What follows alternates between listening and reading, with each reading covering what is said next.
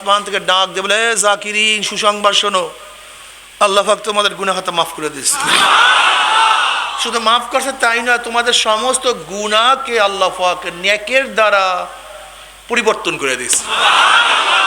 ইল্লা মান তাবা ওয়া আমানা ওয়া আমিলা আমালান সালিহান ফাউলাইকা ইউবাদদিলুল্লাহু সাইয়্যাতিহিম হাসানাত ওয়া কানা আল্লাহু গফুরার রহিমা। যদি তওবার মতো তওবা করতে পারো, ঈমানকে মজবুত করতে পারো, নেক আমল চালাতে পারো, তা আল্লাহ পাক শুধু গুনাহ খাতা মাফ করার কথা বলেন নাই তো, সমস্ত গুনাহকে আল্লাহ পাক নেকের দ্বারা পরিবর্তন করে দেবেন।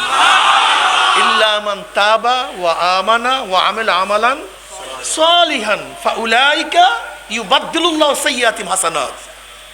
আল্লাহ পাক সমস্ত গুনাহকে নেকের দ্বারা পরিবর্তন করে দেবেন। আমরা চাই না আমাদের গুনাহ সব নেকের দ্বারা পরিবর্তন হয়ে যাক। আল্লাহ আমাদের সবাইকে কবুল করে নেন। এখানে আসছেন কেন? নেকের পাল্লা ভারী করার জন্য। নেকের পাল্লা ভারী করলে ফায়দাটা কি? আপনি ভাবছেন শুধু কবরেই ফায়দা, আপনি ভাবছেন শুধু কিয়ামতেই ফায়দা নেক করলে। আসলে এইটাই একটা গলত ধারণা। আমাদের অনেকের ধারণা ইসলাম শুধু আসছে মাটির নিচের জন্য, মাটির উপরে কোনো ফায়দার জন্য ইসলাম আসে নাই। এটা অধিকাংশ মানুষের কিন্তু বদ্ধমূল ধারণা। আসলে ইসলামটা কি আমরা জানিই না। ইসলাম এমন এক থিম, এমন এক থিওরি, এমন এক আদর্শ, এমন এক নীতি যা পালন করলে মানুষ দুনিয়া তো কামিয়াব হয়ে যায়, শান্তি পায়, কবরেও শান্তি পায়। বুঝাতে পারি নাই। দেখেন আমাদের সরকার কি বলে, মাদকের বিরুদ্ধে জিরো টলারেন্স ঘোষণা করছে। মাদক চাই না। আপনারা মাদক চান? আপনার ছেলে মাদক সেবী হোক, কে কে চান? আপনার মেয়ে হোক, কেউ চান? আপনার এলাকায় মাদকে ছড়িয়ে পড়ুক, কে চান? একজনও চান না। সরকার চায়, প্রশাসন চায়, কিন্তু মাদক বাড়ছে না কমছে? কারণটা কি? আজীব। এখানে যারা আছে কেউ চাই না, যারা স্কুলে পড়ি তারাও চাই না, কলেজে পড়ি তারাও চাই না, ইউনিভার্সিটিতে তারাও চায় না, প্রশাসন সরকারও চায় না, না পুরুষ চায় না মহিলা চায়। অথচ আপনারা সবাই বলছেন মাদক বাড়ছে, অথচ এটা কেউ চাই না। কথাটা বুঝতে পারি। ইসলাম তো বুঝেন না, সমস্যা এই। আসলে গন্ডগোল মাথায় লাগছে, ইসলামই বুঝেন নেই। মাদক চাই না সবাই চায়, অথচ আপনারাই সাক্ষী দিতে আছেন মাদক বাড়ছে। অথচ কোন মাদ্রাসার মধ্যে শুনছেন ছেলেরা গাঁজা সেবন করে, মদ পান করে? কোন মসজিদে শুনছেন? কারণটা কি?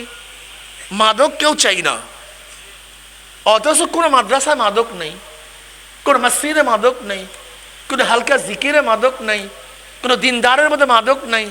যদি মাদক না চান সবাইকে দিনদার বানায় দেন, মাদক আর থাকবে না। সোজা হিসাব, এখন থিওরি সহজ।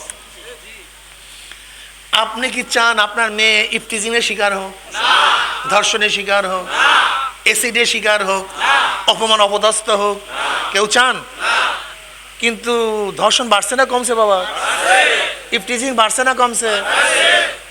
আমরা কেউ চাই না। এমনকি সরকার ঘোষণা করছে ইফতিজিং করলে যাবজ্জীবন না, ফাঁসি দিয়ে দিবে, এরকম আইন বাংলাদেশে। অথচ এটা বাড়ছে, কমছে না। শুধু বাড়েই নাই তা না, এমনকি স্বামী স্ত্রীকে নিয়ে ঘোরার জন্য গেছে, স্বামীকে বেঁধে রেখে তারপরে, তাও কারা? সব শিক্ষিত সমাজ, সব ছাত্ররা, ইউনিভার্সিটির ছাত্ররা। এর কারণটা একদিনও চিন্তা করছেন? চাই না ধর্ষণ হোক, চাই না ইফতিজিং হোক, চাই না আমার মেয়ে অ্যাসিডে ঝলসে যাক, এটা কেউ চাই না, অথচ ফিরাতে পারি না। কিন্তু আমার প্রশ্ন হলো এই, যারা ওই মহিলাকে বেঁধে রেখে, স্বামীকে বেঁধে রেখে ধর্ষণ করছে, এদের মধ্যে 5 ওয়াক্ত নামাজি একজনও আছে?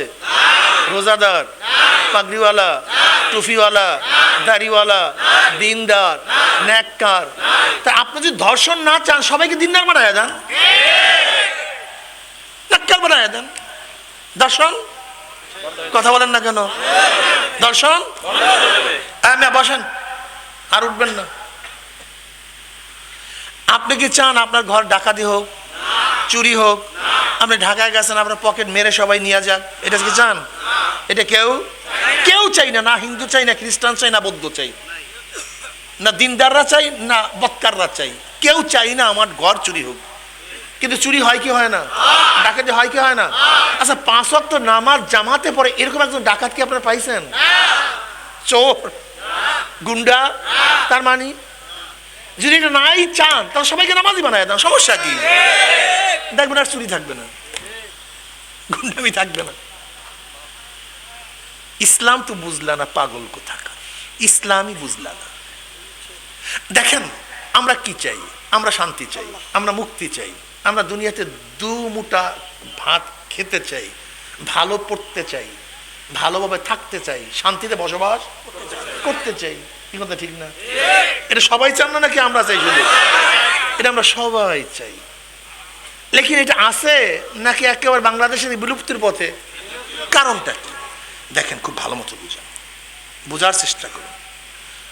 বর্তমানে বাংলাদেশে যেই পরিমাণের কেস পেন্ডিং আছে, যদি নতুন কোনো কেস না হয়, নতুন যদি কোনো কেস, তাই 82 বছর যদি সমস্ত বিচারকরা বিচার করে, কয় বছর? 82 বছর যদি বিচারকরা বিচার করে, তারপরও কেস সমাধান করতে পারবে না, এত কেস পেন্ডিং। অথচ বিচারওয়ালা কতগুলি, ম্যাজিস্ট্রেট কোর্ট, মুন্সিফ কোর্ট, এডিএম কোর্ট, জজ court, high court, open bench, chamber bench, supreme court, থানায় থানায় কোর্ট।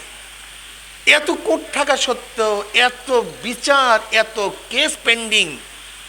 অথচ ওমর ইবনে খাত্তাব রাদিয়াল্লাহু তাআলা আনহু অর্ধজাহানের বাদশা এবং প্রধান বিচারপতিও তিনি। অর্ধজাহানের বাদশা, প্রধান বিচারপতিও তিনি, কিন্তু একটা কেস পেন্ডিং নেই, একটাও না। এর কারণটা একদিনে চিন্তা করছেন? সেখানে একটা কেসও পেন্ডিং নেই, কিন্তু এখানে এত কেস পেন্ডিং এর কারণটা? অন্যায় বেশি হবে, কেস বেশি হবে, কেস বেশি হবে, পেন্ডিং বেশি থাকবে। অন্যায় নাই, কথা বল, অন্যায় নাই, কেস নাই, তাহলে ইসলাম কি বলে? ইসলামের থিমটা কি? ইসলাম কি বলতে চায়? দেখেন আমাদের দেশে ধর্ষণ করলে আইন এই, ইফটিজিং করলে আইন এই, কিন্তু ইফটিজিং না হোক এরকম কোনো পদ্ধতি নেই। মদ পান করলে এই আইন, কিন্তু মদ সেবন না করুক এর কোনো আইন নেই। আল্লাহ কি করে জানেন? ওয়ালা তাকরাবুজ জিনা, জিনা করতে নিষেধ করেন নেই। ওয়ালা তাকরাবুজ জিনা, জিনার কাছেও যাব না। আল্লাহ পাক আদমকে কি বললেন? ওয়ালা তাকরাবু হাযিহি শাজারা, এই গাছের কাছেও যেও না। গন্ধম খেতে নিষেধ করেন নেই, বলছেন এই গাছের কাছেও যেও না।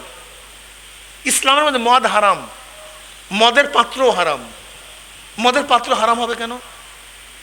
এটা তো খাজুরের মুতা দিয়া বানায়, কদুর বাকুল দিয়া বানায়, গাছের মধ্যে রং দিয়া বানায়, এটার মধ্যে হারামের কি আছে? ইসলামের দর্শন বুঝেন? আচ্ছা বলেন তো, এই খাজুরের মুতা দিয়া, গোড়া দিয়া যদি খোদল করে একটা পাত্র বানায়, তার মধ্যে হারামের কিছু আছে? কিন্তু ইসলাম বলছে এটা ব্যবহার করতে পারবে না। ইসলাম বলছে যে কদুর বাকুল দিয়া যে মদের পাত্র বানায় সেটা ব্যবহার করতে। আমাদের দেশে আবার কদুর বাকলা দিয়ে না যায়, অসুবিধা নেই, এটা ভিন্ন কথা, সেটা আবার পরে বলতেছি। অর্থাৎ মদের জন্য যে পাত্রগুলি খাস নির্দিষ্ট, এরকম মদের পাত্র মদের সাথে সাথে ব্যবহার করা কি? এর কারণটা কি? ইসলামের দর্শন বুঝেন? ইসলাম বলতে চায় তোমার জন্য মদ হারাম, কিন্তু মদের পাত্র দেখলে তোমার মদের কথা মনে পড়বে, তুমি ফিরতে পারবা না। এই জন্য মদও হারাম, মদের পাত্রও হারাম। ইসলাম জেনাকে হারাম করছে, জেনার উপকরণকে হারাম করছে, মদকে হারাম করছে, মদের উপকরণকে হারাম করছে। ইসলাম কি বলে? যদি সুন্দুক তালা মারা থাকে সেই চুরির এক হুকুম, সুন্দুক যদি ওপেন থাকে তার চুরি হুকুম ভিন্ন। মারাত্মক অবস্থা। ইসলাম পর্দাকে ফরজ কেন করছেন? কারণটা কি? যদি বেপর্দা হয় তাহলে তুমি ওই কাজের মধ্যে লিপ্ত হবা, ফিরতে পারবা না। এই যে যারা মদ পান করেন, গাঁজা সেবন করেন, অনেকেই বলেন আস্তে আস্তে ফিরবো, আস্তে আস্তে ছাড়বো। কোনো নেশাগ্রস্ত ব্যক্তি আস্তে আস্তে নেশা ছাড়তে পারে না, এটা মনে রাখবেন। কোনো নেশাগ্রস্ত মানুষ আস্তে আস্তে নেশা ছাড়তে পারে না। যদি নেশা ছাড়তেই চান এখন বলেন ছাড়লাম, এসব নেশা সারা যায় না, ইতিহাস নাই। আস্তে আস্তে নেশা সারা যায় না, একসাথে ছাড়তে হয়। আমি ছাড়লাম, আমি করলাম, আমি ধরলাম, এই আস্তে আস্তে হবে না, এইটা হয় না। কথা বুঝাতে পারিনি? নেশা ছাড়তে চান, তওবা করুন। যেই বন্ধুর সাথে নেশা করছেন তার কাছে যেতে পারবেন না। যদি বন্ধুর সাথে যান কিয়ামত পর্যন্ত ওয়াজ শুনবেন, নেশা ছাড়তে পারবেন না। নেশা ছাড়ার জন্য সবচেয়ে বড় পদ্ধতি হলোই একসাথে ইকরার করা, যেই বন্ধুদের সাথে বসিয়া বসিয়া একসাথে কাজটা করছি তাদের সাথে মোলাকাত সাক্ষাৎ না করা।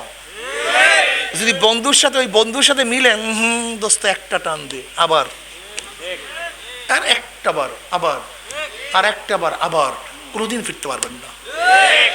এই জন্য একসাথে নামাজ ধরবেন, আজকি ধরছি, দাড়ি রাখবেন, রাখছি।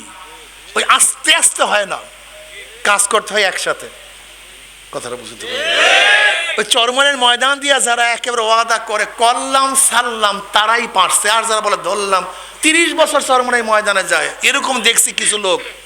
কিন্তু এর কারণটা কি? ওই যে সারবু হানি, হানিতে কাজ হয় না, সারলাম, করলাম, ধরলাম, তাহলেই কাজ হবে। কথা বলেন না কেন? আস্তে আস্তে কোনো কথা নেই। আজকে থেকে নিয়াত করবো, ধরলাম, করলাম, সারলাম। কে ঠিক আছে ইনশাআল্লাহ? তো ইসলাম পালন করলে কি হয়? কেউ চাই না আমার মেয়ে ধর্ষিতা হোক, কিন্তু 5 ওয়াক্ত নামাজ পড়ে এরকম একজন ধর্ষক পাওয়া যায় না। তাহলে ধর্ষণ বন্ধ করেন, সবাইকে নামাজি বানায় দেন। মদ বন্ধ করেন, সবাইকে নামাজি বানায় দেন। খুন বন্ধ করতে চান, সবাইকে দিন